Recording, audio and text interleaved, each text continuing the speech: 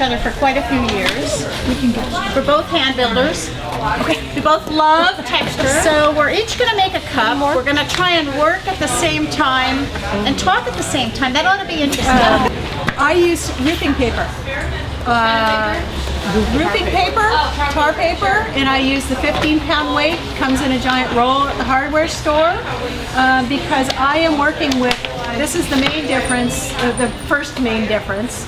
I use fresh clay right out of the bag, so my clay is very soft, and that enables being able to rip it up and put it back together without any scoring or slipping, as you'll see. My clay I let set up. So what I have here that I'm going to pass around is an A is fresh out of the bag.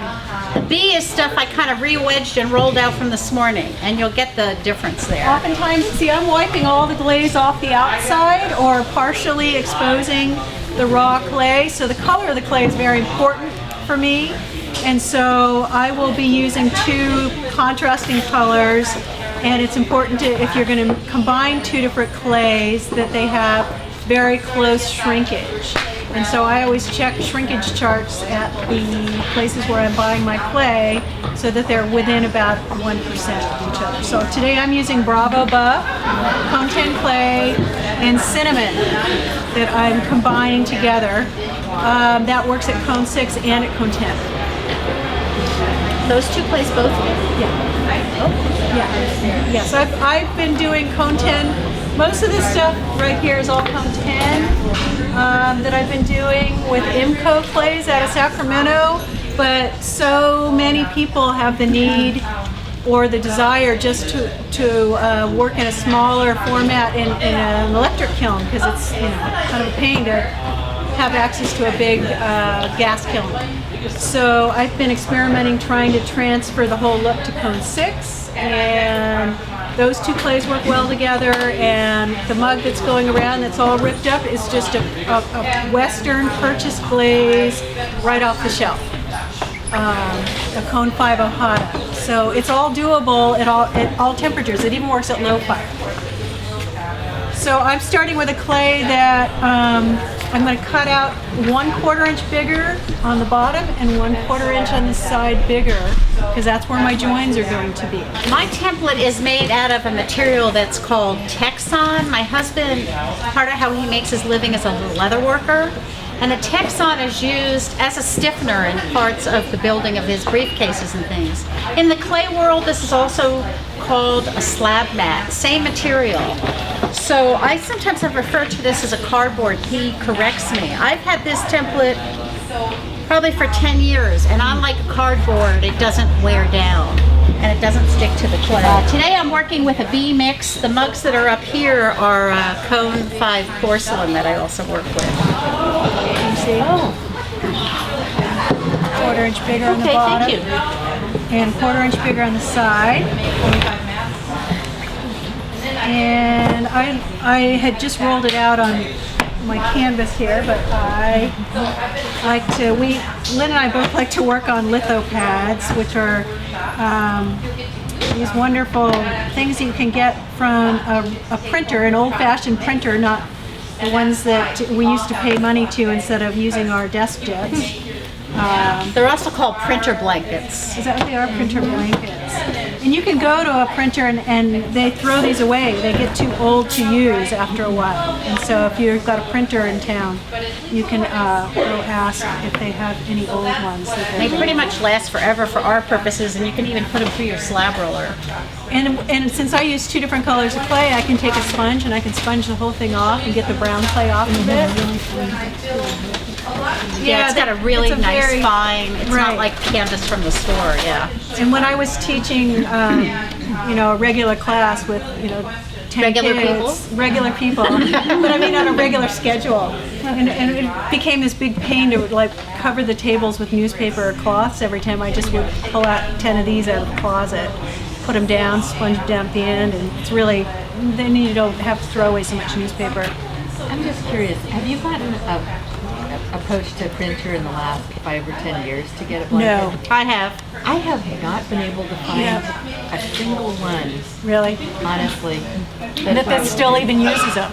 No, I've had mine for Oh, I have a source. 10 years. I'm going to see you later. Yes. Is it up in the city? No, it's north of the city. Tell us now. We're all going to find out. What happened was I already had a handful of these that I used, and then I don't know, 8 or 9 years ago, I'm one of these people that looks on Craigslist a lot, and there was a local printer that had a gal, like an efficiency environmental person that came through their shop and said, oh, Potters love these, and they listed them for free on Craigslist.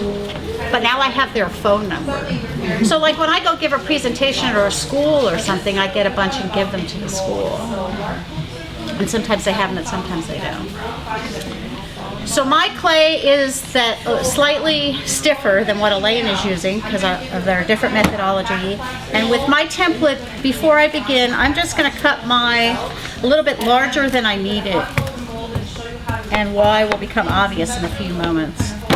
And I have ripped my slab up, and I'm texturing each piece using my, vast array of texture tools. And when we break, you can come see some of the gazillion and a half things that I've collected. Come now because I'm stealing these. Oh yeah, you can use anything you want. No, I'm taking it to my house. Oh, they are each equipped with an electronic beeper. If you take these, I get this. I want her leather work.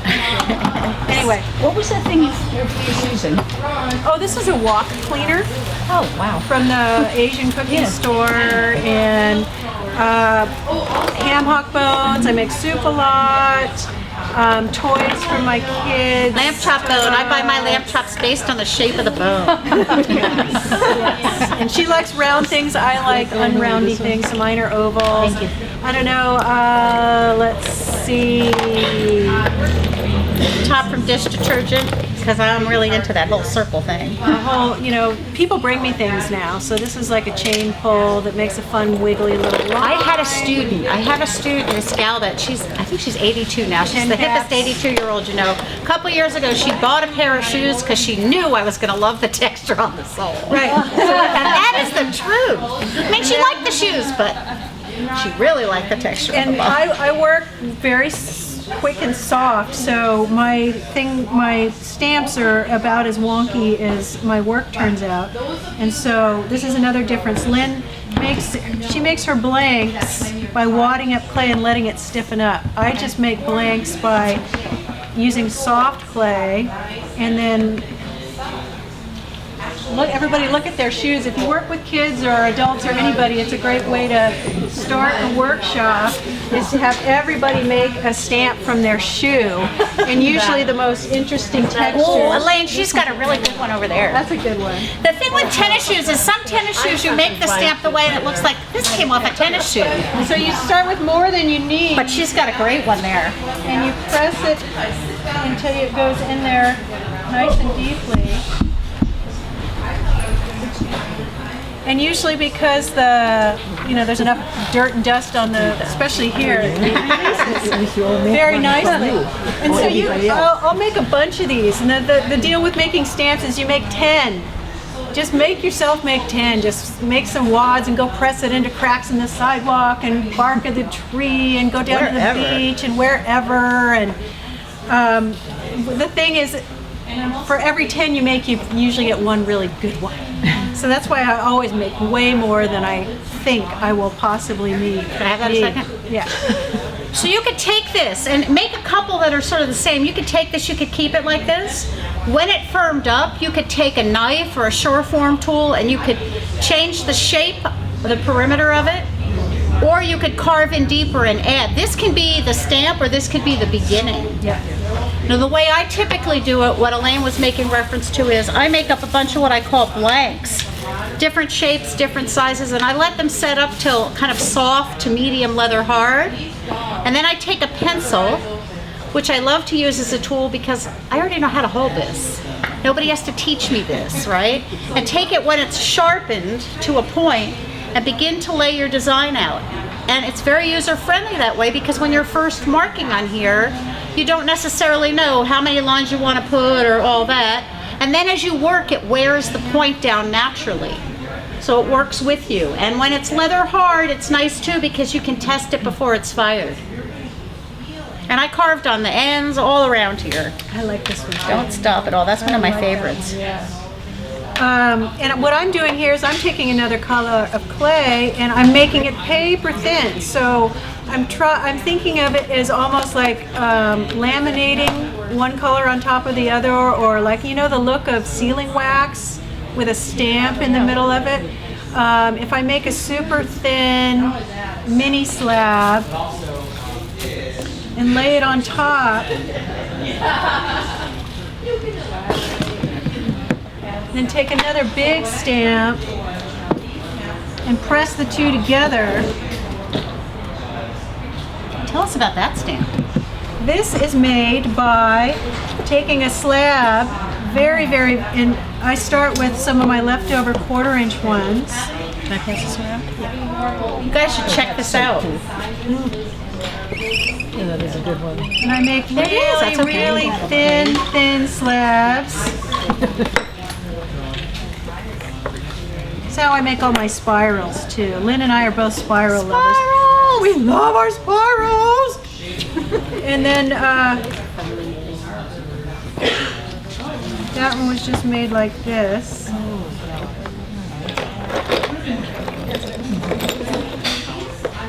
And you just have to have one flat side. So I usually pinch the other side. There's a one for you, darling. Thanks, Mom. So that's how you make that. And so I'm still plugging away here, texturing each piece. Some other fun things that I have are the stuff you put under the carpet so it doesn't slide, and melon bags, and I do a lot of things with this pony roller. This is my absolute favorite hand building tool known to man.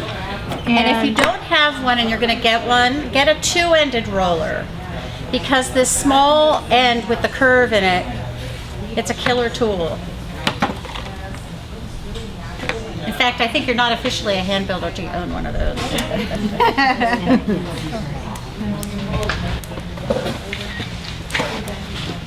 I like to work, this is my little chop.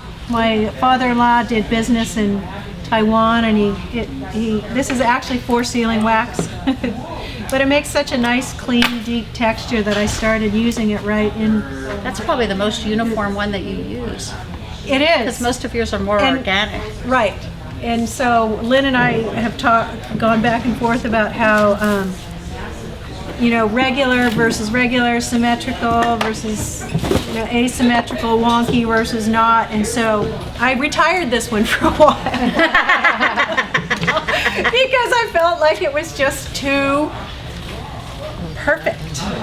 And I go back and forth with that. My working method tends to be start doing a series and do things, make it over and over again, and I tend to do more and more, not consciously, but I tend to not be able to step away from the pot.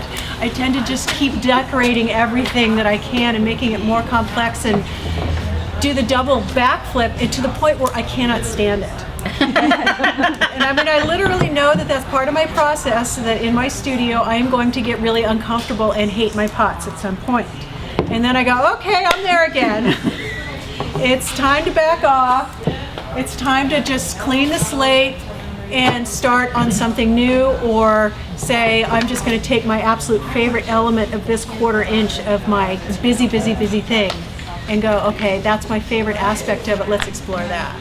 So I don't have, it's a very intuitive sort of process I go through, but it involves this love-hate relationship and getting very sick of my own work. And I don't know, maybe everybody does it that way, but they aren't as loud about it. I don't know. Well, the way I approach that is I say, and some of you have heard this before, I think that less is more, except for when more is more. Like, don't stop halfway. If you're gonna go, go! Yeah, that's right. I had a great teacher that said, don't stop till you make it ugly. And so I'm just gonna. Now, how do you know if you've gone too far? Right. Well, you gotta go there. You have to make it frickin' ugly. I'm gonna pass this around. This is a cork with rubber bands on it, and when we get to the hands-on part, I have a bunch of corks. And you guys can make one of these later if you like. I've also done them on dowels or pieces of PVC pipe. And another variation of that, and I'm sorry but I don't have it with me today, is a longer tube in which I took elasticized cord, and not only did I wrap it, but I made knots in the cord and stuff before I wrapped it around the tube. That sounds so fun. Because I kind of like texture also. Yeah. Okay, so I'm still texturing away here, and what was I gonna do?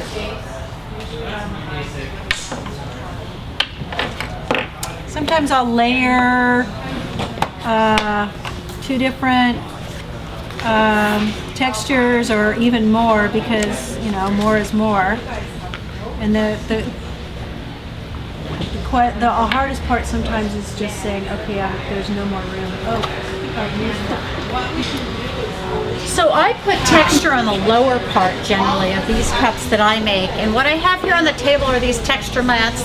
Those of you that haven't heard my advertisement, this is my product that I came up with about 5 years ago. Have you seen this? My dots? That's the new one. Or circles. People have been asking for this because I have a mat that has a little bit of circles. So these are basically very large unmounted rubber stamps, and they're all my own original designs, and they are rubber, they're not silicone, so they don't stick to the clay, and the clay can be on top or the mat on top, and Matt out there sells these, so I'm going to just use these on the bottom part of my cup, but I don't want to have the texture on the very bottom, so I have this to block off that area. Take it away, Elaine. And I'm about to use a wood, this is a batik wood cut, and I usually have a paintbrush here that I've forgotten. So to get, you know, her lovely mats do not stick to the clay, but a lot of things that you might want to use, like plastic or wood, may stick. So you can use a paintbrush full of cornstarch on it, and it will release. When I use one of these big wood cuts, it's a lot easier to turn the clay back over on top of it. Oh, yeah. To get the texture. And one thing about using something like what my mats is that when you go to roll, if you're not sure whether you've gotten the imprint that you want, you can just peel up a little section and double check before you're kind of committed to it, if you will. Right, I'm doing a little bit at a time because it's so easy to just go too far with these things or not deep enough. So you can peel it back and see how you did, and you went, oh, I don't like how deep that is. Because it's virtually impossible to realign it after you've taken it off. So the reason I cut my clay out a little bit larger is because I'm going to put the texture all the way out, and if I don't, the very end of my cup is going to be too thin. So then I go back in and kind of decide the placement of my template. And now I'm going to cut the shape. And I've also decided I want a little bit more of a different color popping out. So I'm going to take some alternate color of clay and take this smallest piece, and even though I've already textured this, I changed my mind. I'm going to use this dark clay instead. So I'm going to texture this one. Oh, so you just flip that over? No, this is just scrap now. Oh, you peeled the other part off. Okay, Yeah, gotcha. peel the other part off. And I'm going to use this little rolling pin with lines cut in it. This is from Brickyard Ceramics, is another tool supply, anything supply. The thing about textures is like you can become addicted, and so it's so nice to be able to find the free ones. We love the free ones, like melon bags and orange bags and Things from nature. yeah, things from nature, driftwood, blah, blah, blah, but you know, then there's the ones you can buy. And that's why we like to support Lynn. So I'm going to bevel the ends of my joints so that when I put the cup together, I don't have a double thickness. If you're right-handed, you're probably going to go in on the right-hand side and out on the left. So one cut is in, the other cut is out. Another way to say that is whatever angle you hold your tool at one end, keep it at that same angle. And you want a blade as opposed to a needle, because if you cut with a needle, you're going to get a lot of burrs. I'm left-handed, so I'm going to do it this way. And I'm going to start flipping my pieces. I've kept track of the way they go together. I'm going to start flipping them face down on top of the template. So I'm lining up the top and the left edge and then working across and overlapping them about 1/8 of an inch, because when I ripped them up, they stretched. So I should be able to just overlap them about 1/8 of an inch with excess still on the right side and excess on the bottom. So I just noticed something that I had trouble with when I was trying to do that this morning. So when you roll these, you're careful not to distort that top edge. Yeah. Yeah, the top. That's a key part of that. The top edge is my guide. If I lose track of the way things go back together, at least I know that top edge is straight and the left side is straight. So, and a lot of times it gets wonky. So if I put the thing back together and it's still not straight, I'll recut the top. Right, but still, by trying to keep that even, that helps a lot. Yeah, it does. Now when I cut the top and the bottom of mine, I have to be careful not to distort the end. So as I cut across here, I keep a finger on the end here so that it doesn't stretch out. And the same thing across the bottom.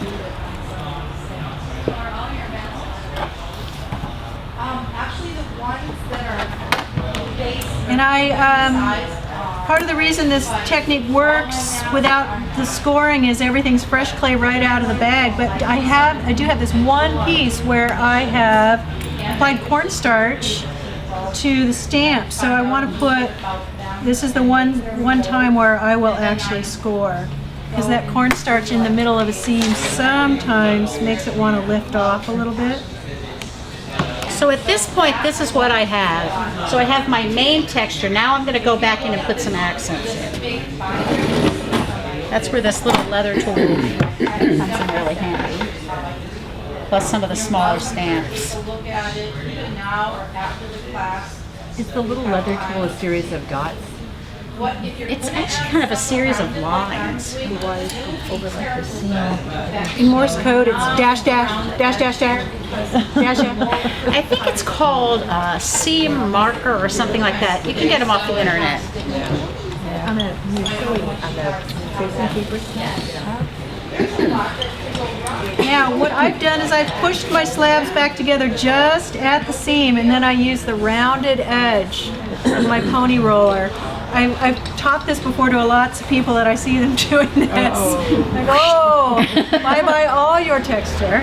So I encourage the use of the rounded edge just at the seams, and yes, you are going to lose your texture just at the seam, so that's an opportunity to retexture it when you get the whole thing standing up.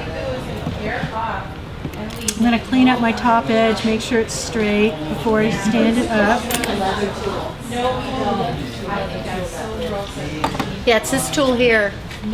I had one at one time that I bought that had different things that you can insert in here.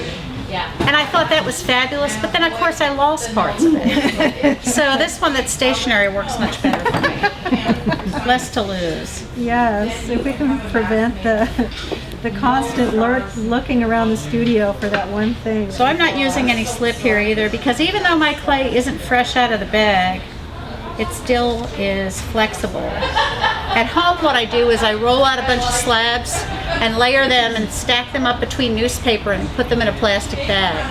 And it takes just some of that extra stretch out of the clay. I don't want, when I roll my slab, for it to kind of distort. So that's what works for me. So now I just tap my join together, and at the top and the bottom, of course, I'm going to secure that a little bit. Make sure it's still loose on my tube. And I'm setting myself up to put on a base that you don't see the seam at the bottom. That's another way Lynn's and mine differs, is I want my, since I'm texturing way down, all the way down to the base, I want this to be like a tablecloth going over the edge, and the pattern to just disappear and bend right underneath the bottom of the cup. So that's what that 1/4 inch is down there. That's the overhang. So I'm going to do the matching bevel a little bit that Lynn did on hers. I do.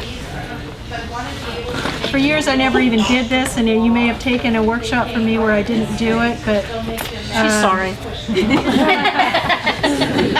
I'm very sorry, but you know what? I finally crumbled under the pressure of my friends who said that I needed to reduce the bulk in my seam. But I'm going to say, if you still do it that way, it's just fine. And here's another little thing that I meant to wave at the last workshop. Here's the poor man's scoring tool, especially if you're a teacher. And this is just, you know, you can make a scoring tool for your class of 30 for a couple bucks by taking, you know, 5 toothpicks and taping them together. So that's a nice little scoring tool. So when I'm going to roll this seam together, I roll from the top down and then the bottom up. I don't want to roll all the way off and distort it. And yes, you do lose some of the pattern, but that's just the way it is. Loosen it from the tube. And I use a little bit of water for joining. I don't use any slip. I don't want goo, you know, appearing at the seams, and so I just use water. And then the magic secret tool, the expensive tool that goes with Lynn's pencil, is the beer can in pantyhose. That is just the right size for the template that I've given you the size. One of these giant beer cans is just the right size for the interior of them. And I discovered that, even though this same template is one I've been making for 20 years that makes a 12-ounce mug, this appeared in my driveway as trash, and I was always picking them up and recycling them until one day I decided that maybe that will actually help me keep my mugs round. So I wrapped them around, and this is a Jill Getson trick with the pantyhose, which is really nice. She showed me that one. Oh. The other thing you need for mine is tape. Have your tape ready, a couple pieces to hold your template together, because your template's going to keep your soft clay into the form you want. And look at that. The old Takati can was just the right size. So I'm not really working too hard to get that completely sealed, because once you actually get the pot standing up, it's a lot easier to finish the seam. Okay, so normally when I work at home, I'm making 6 or 8 cups at a time. So I would make a bunch of handles first so they'd set up. So this is kind of working backwards, but I'll show you the handles in a moment. They'd be setting up. I'd make the 6 mugs, and then by the time I finish the 6th one, then they're ready for the 6 bases to be added on, because this is a lot softer than I'd like it. So I'm going to make a handle next. And the handles I do are what I call fake pulled handles, starting with a coil. And coils are one of those things that if you've never made a coil, it doesn't look like it's a technique. And then you go to make a coil and you find out it is. And I'm just going to interject here that a dowel is a key part of my process, and that I've got the thing standing up, and I do this a lot to make sure I get a nice 90-degree angle here, and it kind of forces the bottom into the round way I want it to be to add a base. And I'm going to take like a 1-inch dowel, and I'm going to tamp down that excess that I left hanging out. And it also is a nice way to finish that seam on the inside.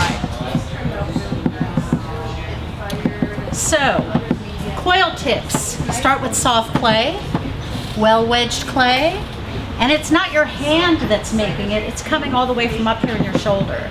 And the theory is that you want to stay parallel to the table. And a few years ago I was giving a workshop here, and Matt taught me the tip of not rolling it over your fingers, just using the palm of your hand. And that definitely helps. And one other tip I was told, again when I was giving a workshop, one of the people in my workshop taught me this one, that if it's kind of wonky, if you pick it up and give it a twist and then roll, it goes back in the round. So this is what I've got when I use my dowel. This is what I have left that I need to cover up. So I take scrap, and you can reduce the bulk by ripping a circle that is just inside the outer diameter of your mug, because I do not want to see the seed.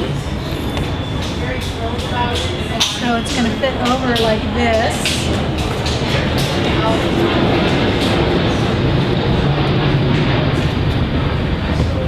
And I'm just going to score this area, because it does, you know, even though I'm working quickly, it does dry out. The slabs always dry out from the edges in just a little bit of water.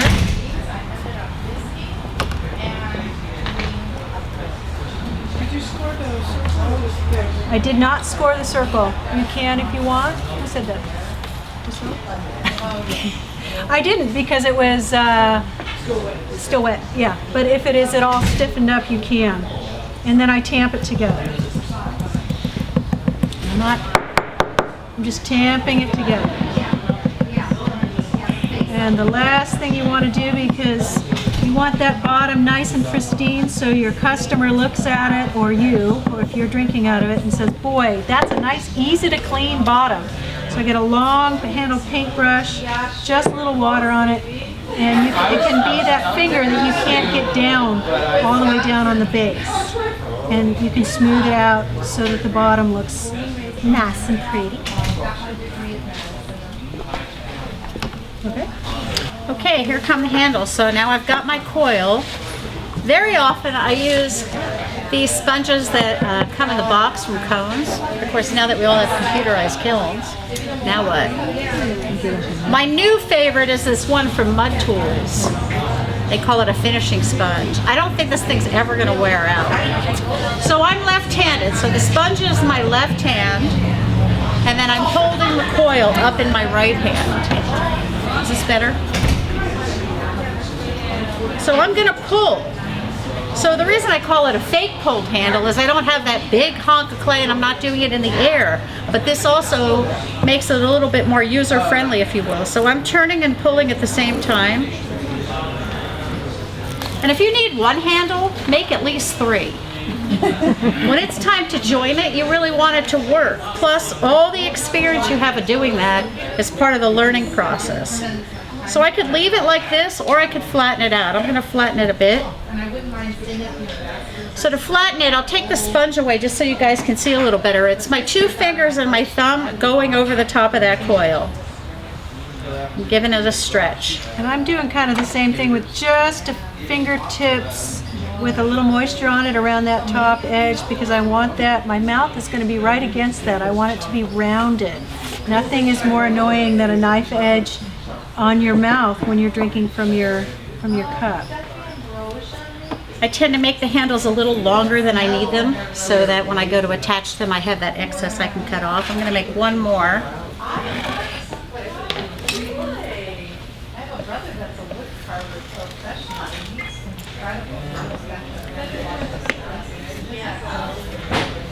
These are on the smaller side. There's a new kind of a mug, which is on this handout about a workshop that I'm giving here, that I make quite a bit wider handle. It's not hollow like the one Elaine is about to make, but it is wide like that. So you can make these in different sizes. But I'm going to put an accent on this one. Again, comes out my fancy pencil. And I'm just going to strike a line down the middle there.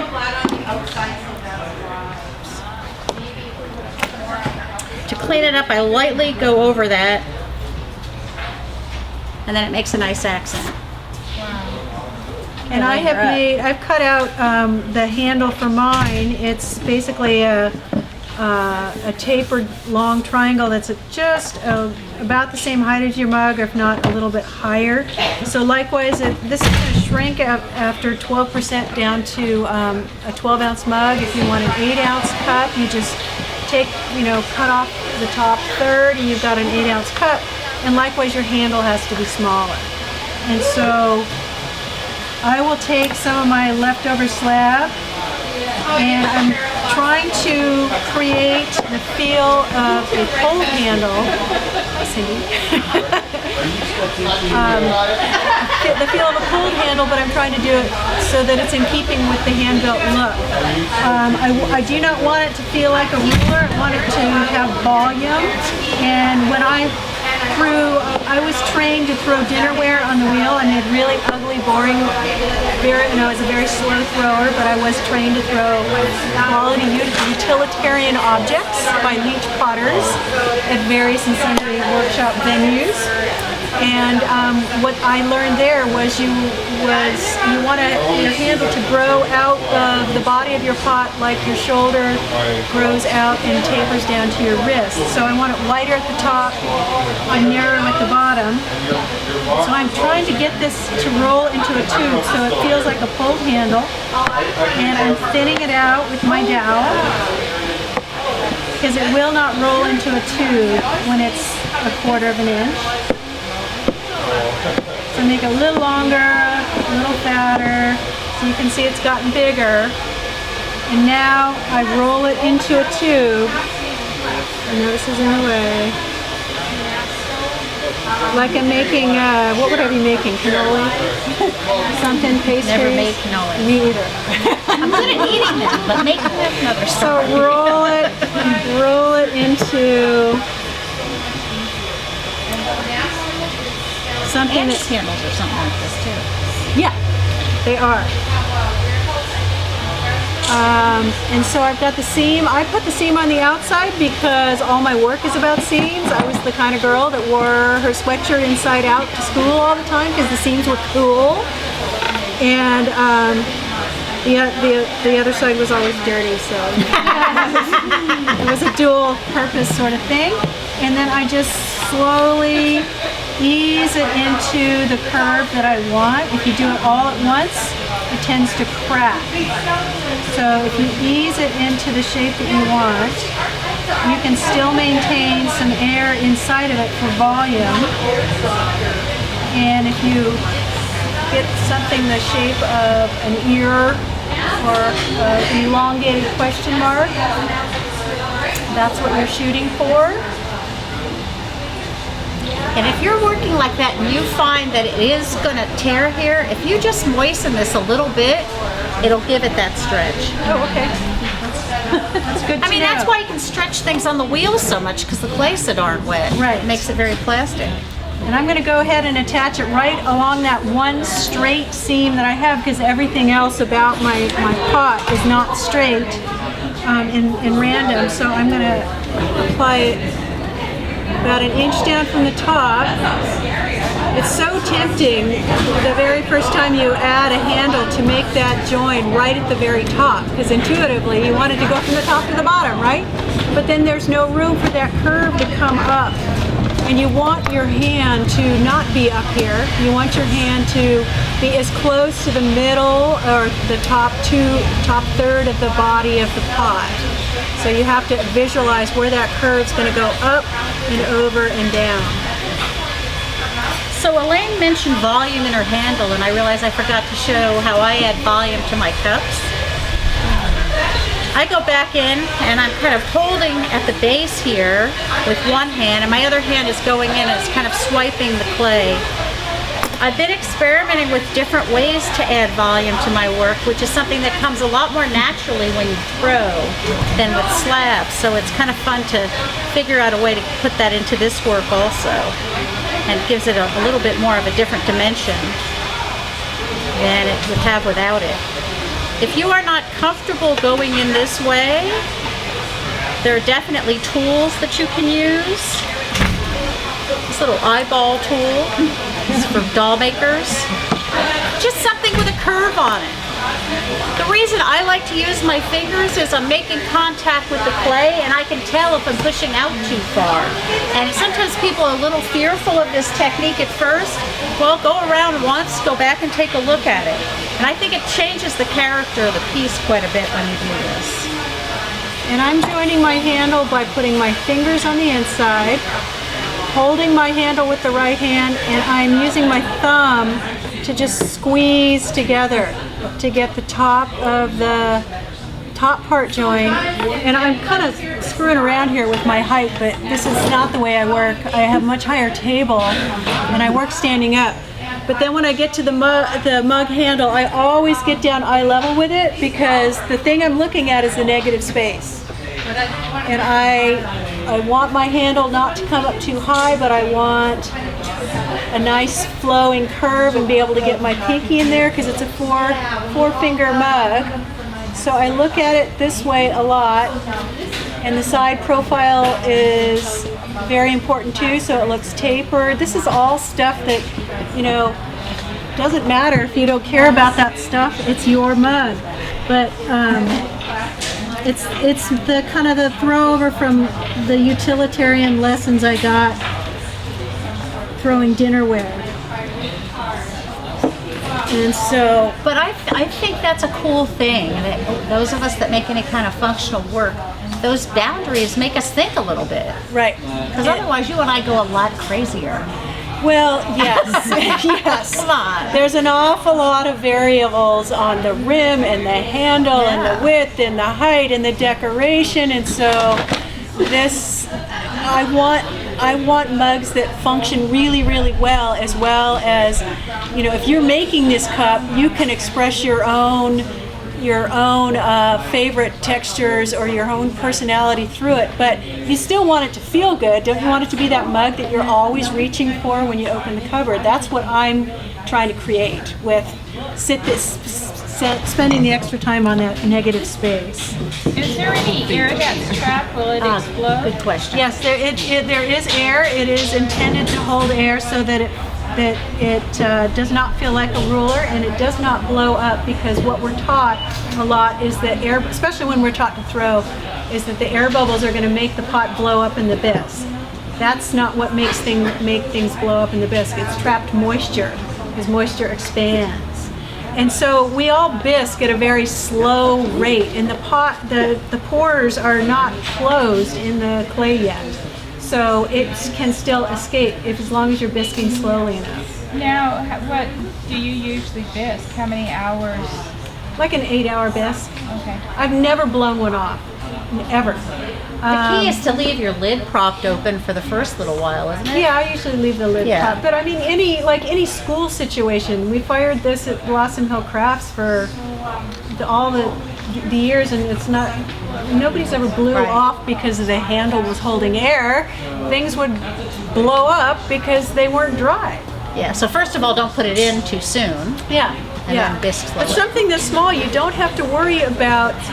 You don't have to worry about the trapped air unless you're throwing something, because there's such a dramatic shrinkage from wet to leather hard when you've thrown a piece and made a solid closed form. That's when you really have to put an air bubble in it. But when it's this state of clay to bone dry to bisque, it doesn't hurt anything. So the way I add my base is I cut a base out that's slightly larger than what I need. And then I make a ring of water here on my slab. And I'm going to rotate my piece on that slab. It's a little bit of downward pressure as well as round and round pressure. What happens is it's going to form its own join and make slip, and then it just stops moving. And it's telling you it's there. And then I also go in with a paintbrush and just mop up the excess water.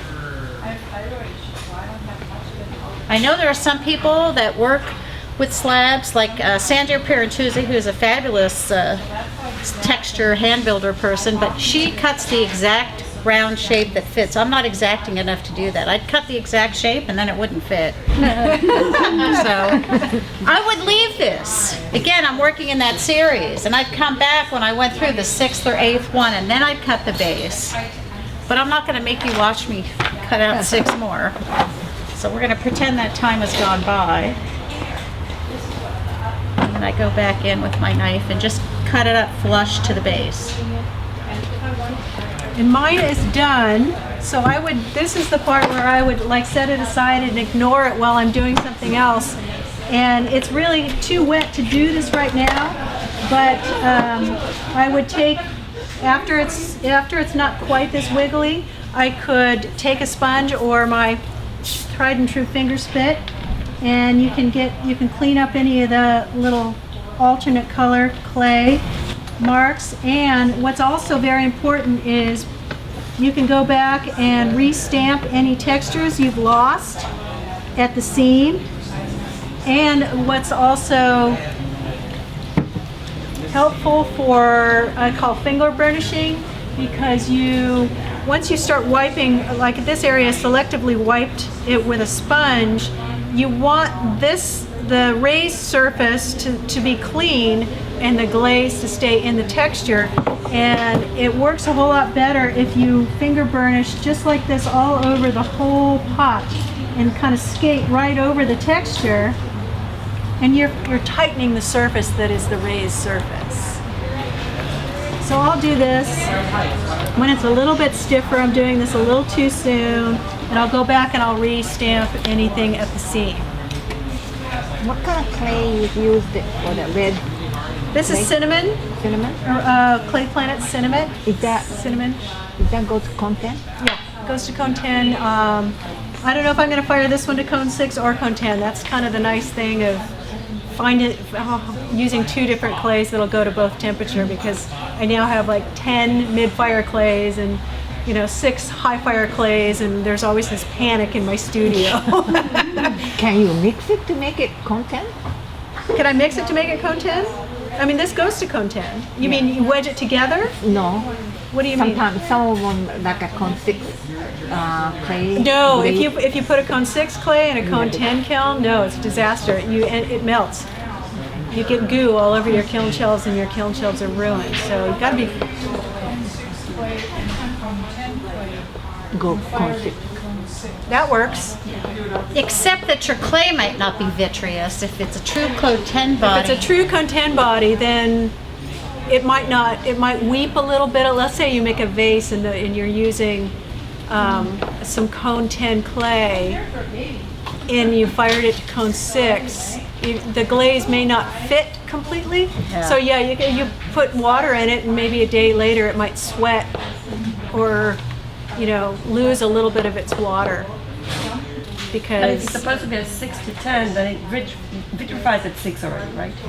yeah, both of these clays have a range where it's vitrified already at cone 6. Already.